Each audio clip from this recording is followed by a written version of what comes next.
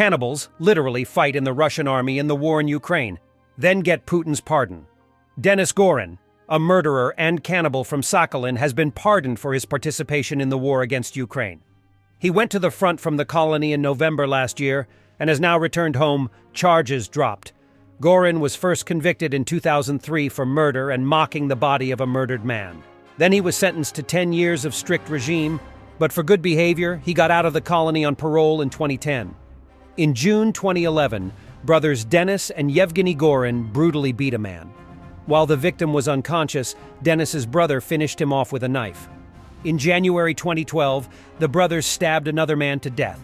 In the summer of the same year, law enforcement agencies solved at least a fourth murder committed by Denis. It referred to November 2010. Then, according to the investigation, Gorin first killed a man and then cut the flesh from the corpse's legs, washed it, put it in the refrigerator, and later ate it. The court sentenced Gorin to 22 years in a special regime penal colony. Since the outbreak of war with Ukraine, Russia has regularly released murderers, rapists, and those convicted of other serious crimes. The pardons are personally signed by Russian President Vladimir Putin. And imagine the irony, this guy's came to denazify Ukraine. A Russian prisoner of war called the Russians Nazis and talks about the state of affairs in the Russian army. By the way, he lived in the Novosibirsk region of the Russian Federation, where he did not have gas at home.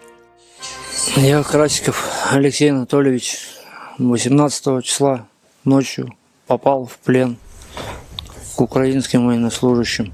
Я с Новосибирской области. Но в нашей области еще нету газа. Люди, парни, никто не ходите на эту войну, она не нужна никому. Наше государство нас много тоже в чем обманывает. Они не показывают смерти, которые происходят здесь. И вообще не говорят, сколько наших потерь.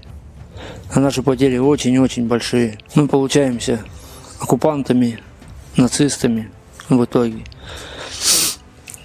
А не наоборот, как нам все это рассказывали. Я это сейчас наглядно увидел все.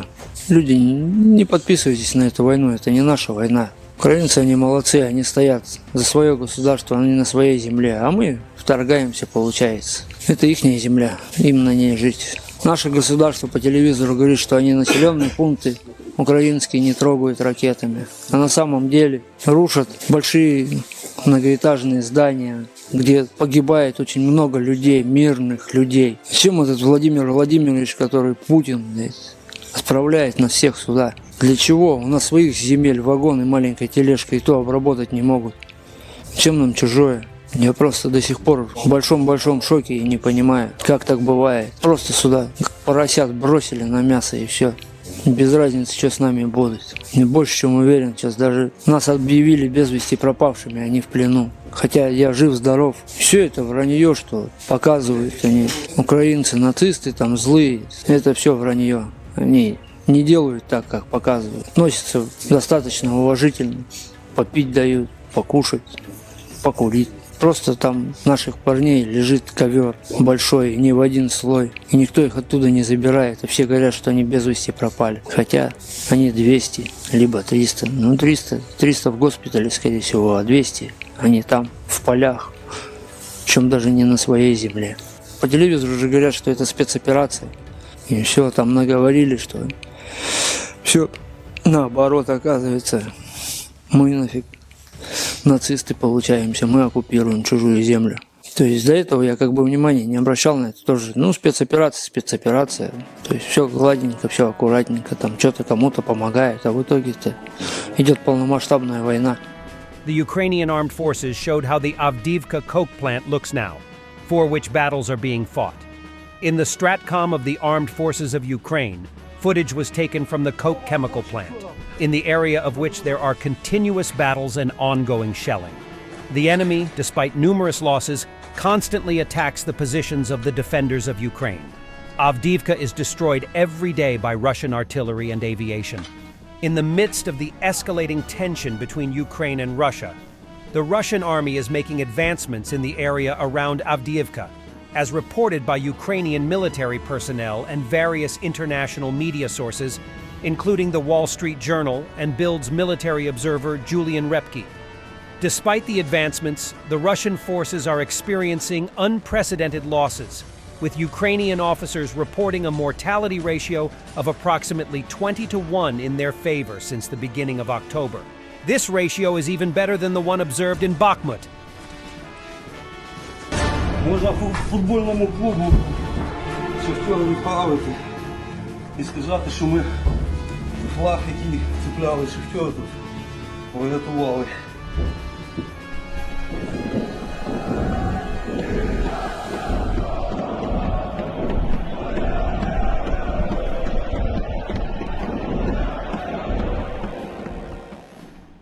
Attention, Portugal! Russian propagandists want to make Portugal a part of Union State, Russia and Belarus alliance.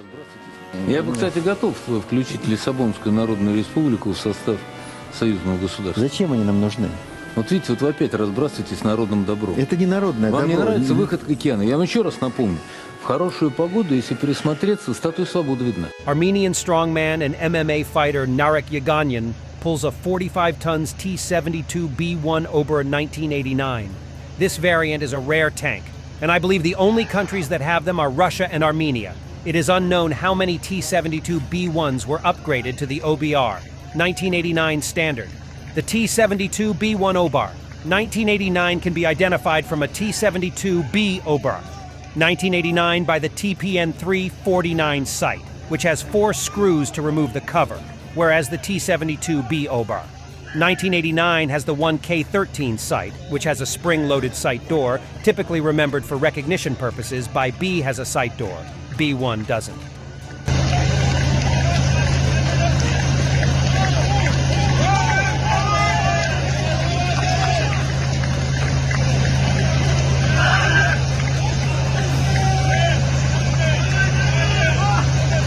Narek has also pulled a BMP-1.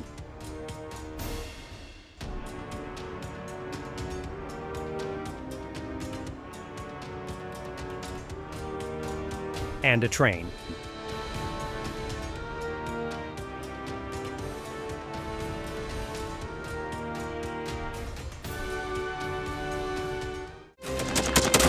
Thanks for watching, and don't forget to subscribe. Also, if you want to support Warthog Defense, please become our member and get early access to new videos, exclusive members-only videos, and become administrator in comment section. The membership link is in the description. Every day. We had a guy last week at 6 rescues in 6 days. You know, he's doing the job every day.